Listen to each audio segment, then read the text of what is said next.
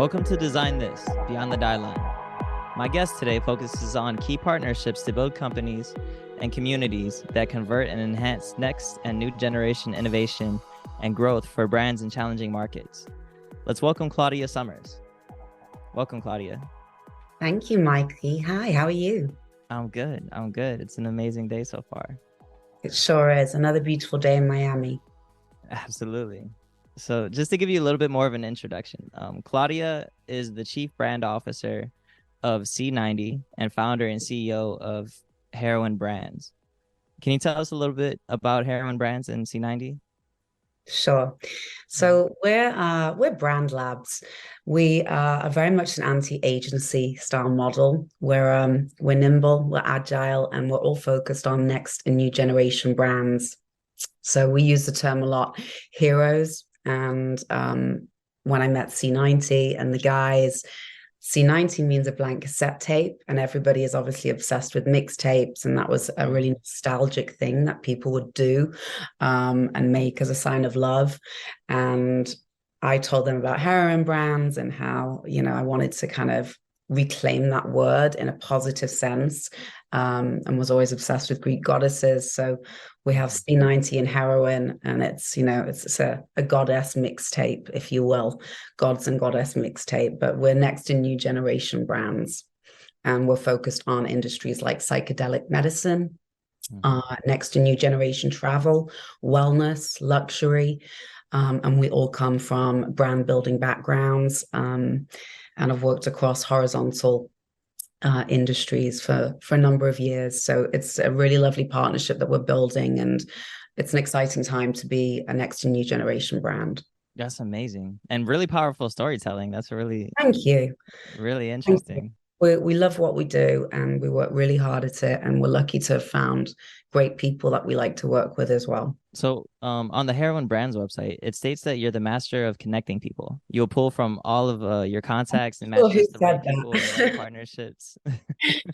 So I think partnerships is the future, Mikey. And the Absolutely. reason being is there's never a saturation with partnerships and connections. And if we think of this whole 6 degrees of separation and connection and look at it inwardly and outwardly, people always want to come together. And I think what we've learned from these kind of torturous few years where the world has spun on its head and, reformed itself and rebirthed itself is people want partnerships. People want connections more than ever. And it doesn't matter how or what that looks like. But so for me, I've always felt like a favor given is a favor earned. And my father, who is no longer with us, used to always say to me, Claudia, darling, you get more with sugar than with salt. And it's something that always stuck with me. And along my travels, Mikey, before I got to Miami, I worked for an amazing man who is still my mentor to this day, a man called Dieline. And he was the one that told me this aura and this feeling of connecting people. And I realized it's something that I'd always done and always enjoyed. And that's kind of what we had in common and how we came to work together. But yeah, I think connections are, the fortitude and the oxygen of life and of brands and of everything that's good in the world and everything that for a time we lost. But we really regained a connection when everyone was checked out and inside their homes. So yeah, I guess I'm a connector, but I think all the best people are, and the more the merrier. Incredible. As I'm hearing you speak, it's definitely I hear a lot of similarities between you and I. Like it's a lot of like the same, and like that's really cool because I always preach that like we can accomplish so much more together than we ever could as individuals, and collaboration is definitely key in accomplishing some of the world's biggest goals. And so the more the better. Absolutely. I completely agree with you. All the cliches aside, we are all little ants in this world, and ants can make mountains. So yeah, that's how I really feel, and it's a good humility exercise as well. I love it. So on the topic of collaboration, what are some of your favorite partnerships or collaborations that you've been able to make happen in recently? So recently, I've really thoroughly enjoyed getting stuck into Miami life. And I came down from New York 6 months after my green card, which happened to be the first week of March 2020. So very good fortune, very good timing. And I got involved with Girls Inc., which is a national charity and syndicate, an NGO, if you will. And I met an amazing woman called Virginia Aika. She's the president of Girls Inc. In fact, excuse me, she's not the president. Sarah is the president. She's the CEO. And I was just really, really inspired by what they were doing for Girls Inc. Miami and wanted to be a part of it. So I went to her and said, look, I think I can help get brands to support you for these events and these charity drivers, and also work with the girls. So what Girls Inc. is an after kids school club for young women from sometimes challenging backgrounds, or like their parents are in full-time work and they need an after-school club.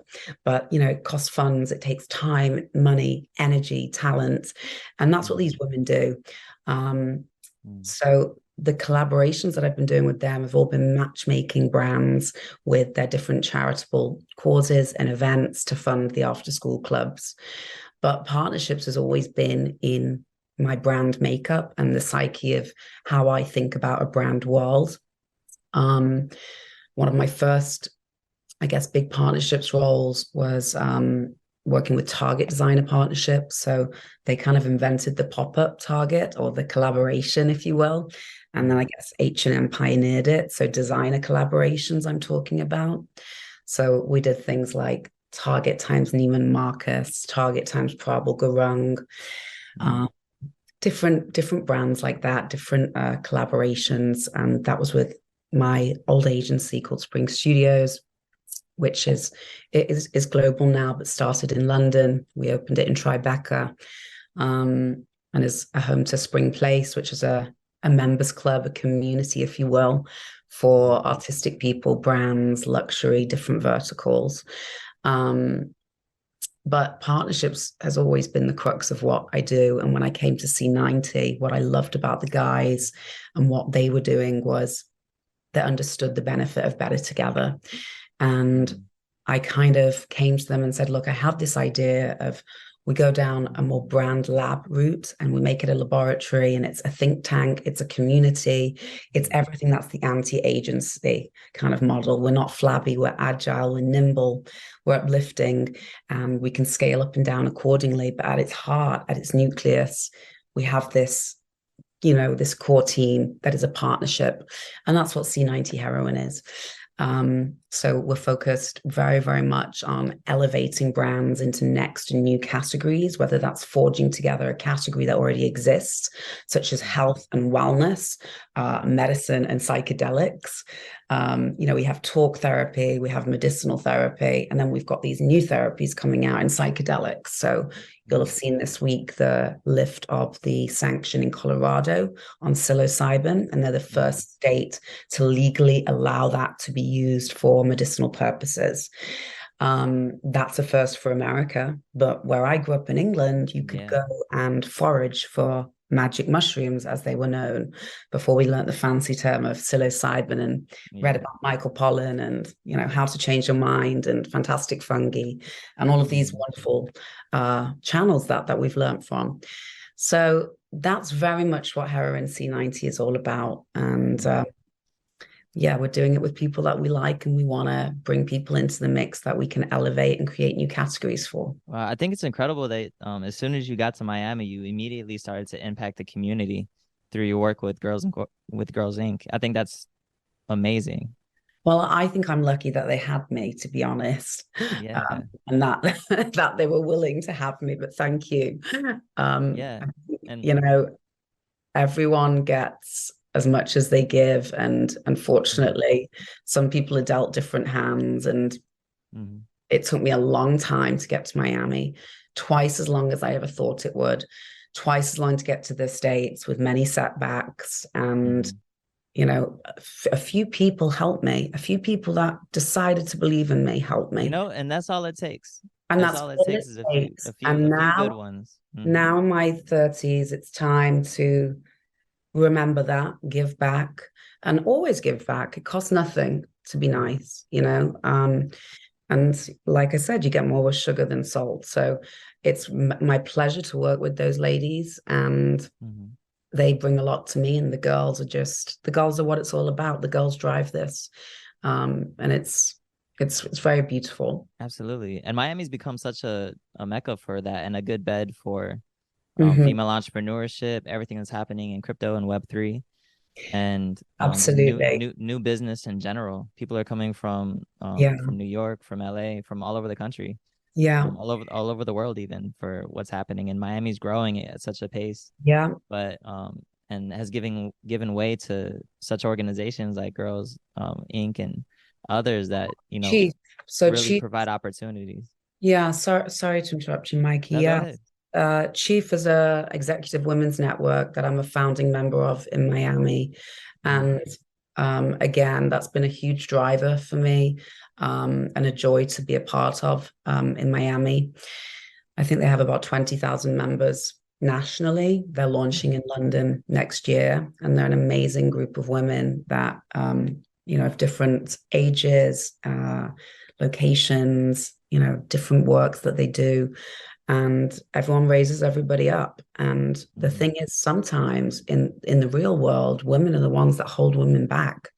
And Mm. it's really important that we change that narrative, and we change that narrative generically across the board, that, women are there for women, because only Hmm. then will we see the next generation helping other women. And, women won't be seen as pushy. They'll be seen Hmm. as ambitious, and that's okay. I Hmm.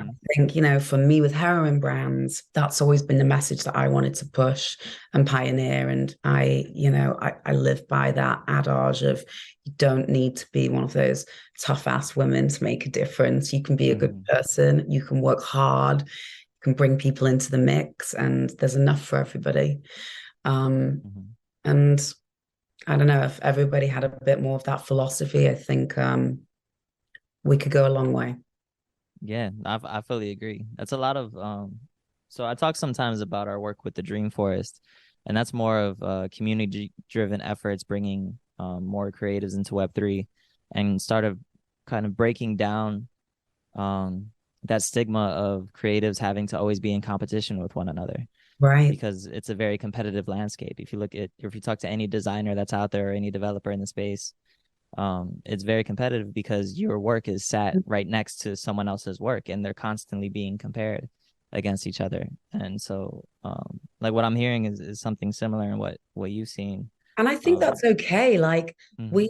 I don't want everybody to be the same. I don't Yeah. think everything should be the same and generic and on the same level, because it would be really, really boring if everybody was like that.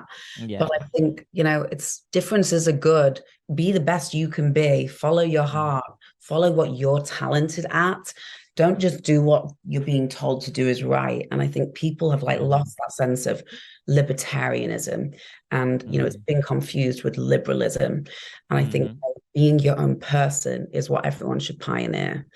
Yeah. Um, and Yeah, in, yeah, you can do it challenging. in a benevolent way to others. Sorry, Mikey.